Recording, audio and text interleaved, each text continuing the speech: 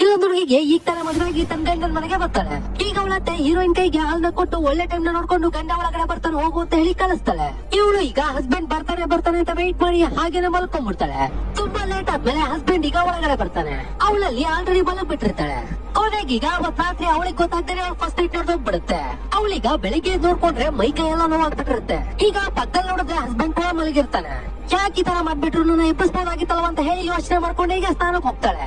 ಸ್ನಾನ ಮಾಡ್ಕೊಂಡು ಈಗ ಕಿಚನ್ ಗೆ ಬಂದ್ ನೋಡಿದ್ರೆ ಅಲ್ಲಿ ಅತ್ತೆ ಕೆಲಸ ಮಾಡ್ತಿರ್ತಾಳೆ.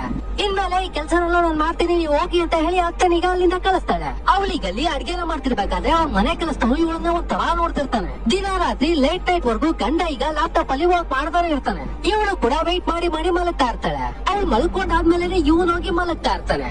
ಹೀಗೆ ಇರ್ಬೇಕಾದ್ರೆ ಒಂದಿನ ನಮ್ ಹೀರೋಯಿನ್ ಕೂಡ ಪ್ರೆಗ್ನೆಂಟ್ ಆಗ್ಬಿಡ್ತಾಳೆ. ಆ ವಿಷಯನೀಗ ತಿಳ್ಕೊಂಡು ಮನೇಲಿ ಎಲ್ರು ತುಂಬಾ ಖುಷಿ ಪಡ್ತಾ ಇರ್ತಾರೆ. ಆ ದಿನ ರಾತ್ರಿ ದಾಹ ಆಗಿ ನೀರ್ ಕುಡಿಬೇಕು ಅಂತ ಹೇಳಿ ಹೀರೋಯಿನ್ ಈಗ ಕಿಚನ್ ಹತ್ರಕ್ಕೆ ಬರ್ತಾಳೆ. ಅಲ್ಲಿಗ ಒಂದ್ ರೂಮ್ ಇಂದ ಏನೋ ಸೌಂಡ್ ಬರ್ತಾ ಇರುತ್ತೆ. ಇವಳಿಗ ಏನದು ಅಂತ ಹೋಗಿ ನೋಡಿದ್ರೆ ಅಲ್ಲಿ ಅವಳ ಹಸ್ಬೆಂಡ್ ಮತ್ತೆ ಮನೆ ಕೆಲಸದವನು ಇಬ್ರು ಒಂದಾಗ್ಬಿಟ್ಟಿರ್ತಾರೆ. ಆ ದರಿದ್ರನ ನೋಡಿದ್ಮೇಲೆ ಹೆಂಡತಿ ಆದವಳ ಪರಿಸ್ಥಿತಿ ಹೇಗಿರುತ್ತೆ ಅಂತ ನೀವೇ ಸ್ವಲ್ಪ ಯೋಚನೆ ಮಾಡಿ. ಅವಳಿಗ ಎಲ್ಲಾರು ನೋಡ್ಬಿಟ್ಲಲ್ವಾ, ಅದಕ್ಕೀಗ ಗಂಡ ನಿಜನೆಲ್ಲ ಹೇಳೋದಕ್ಕೆ ಸ್ಟಾರ್ಟ್ ಮಾಡ್ತಾನೆ. ನನಗೆ ಈ ಮದ್ವೆನ ಇಷ್ಟ ಇಲ್ದೇನೆ ಮಾಡ್ಬಿಟ್ರು. ಪ್ರತಿದಿನ ನಿನ್ ಪಕ್ಕ ಮಲ್ಗೋದಕ್ಕೆ ಒಂಥರ ಆಗತ್ತೆ, ನಾನೊಬ್ಬ ಗೇ ಅಂತ ಹೇಳ್ಬಿಡ್ತಾನೆ. ಇವನ್ ಈ ತರ ಮಾತಾಡ್ತಿರೋದನ್ನ ಕೇಳಿಸ್ಕೊಂಡ್ಮೇಲೆ ಇವ್ರು ನನ್ನ ಜೊತೆ ಒಂದಾಗಿಲ್ಲ ಅಂತ ಹೇಳಿ ಹೀರೋಯಿನ್ಗೆ ಗೊತ್ತಾಗ್ಬಿಡುತ್ತೆ. ಹಾಗಿದ್ರೆ ಯಾರ್ ನನ್ನ ಜೊತೆ ಒಂದಾಗಿದ್ರು ಅಂತ ಯೋಚಿಸ್ತಾ ಇರ್ಬೇಕಾದ್ರೆ ಅವಳ ಗಂಡನ ಈಗ ನಿಜನ ಹೇಳ್ಬಿಡ್ತಾನೆ. ಇವನಿಗೆ ಹೆಣ್ಮಕ್ಳ ಮೇಲೆ ಇಂಟ್ರೆಸ್ಟ್ ಇಲ್ಲ ಅಂತ ತಿಳ್ಕೊಂಡ ಇವ್ರ ಅಪ್ಪ ಅಮ್ಮ ಇದೇನಾದ್ರೂ ಹೊರಗಡೆ ಗೊತ್ತಾದ್ರೆ ಮರ್ಯಾದೆ ಹೋಗ್ಬಿಡುತ್ತೆ ಅಂತ ಒಂದು, ಇವ್ರ ವಂಶ ಇಲ್ಲಿಗೆ ನಿಂತೋಗ್ಬಾರ್ದು, ಇವ್ರ ರಕ್ತದಿಂದನೇ ಒಂದ್ ಮಗು ಬೇಕು ಅಂತ ಹೇಳಿ ಅವಳ ಕುಡಿಯೋ ಹಾಲಲ್ಲಿ ಮದ್ಬೇರೋ ಪುಡಿನ ಬೆರೆಸಿ ಸ್ವಂತ ಗಂಡನ್ನೇ ಹೆಂಡತಿನೇ ಫಸ್ಟ್ ನೈಟ್ ರೂಮ್ಗೆ ಕಳ್ಸಿಬಿಟ್ಟಿರ್ತಾಳೆ.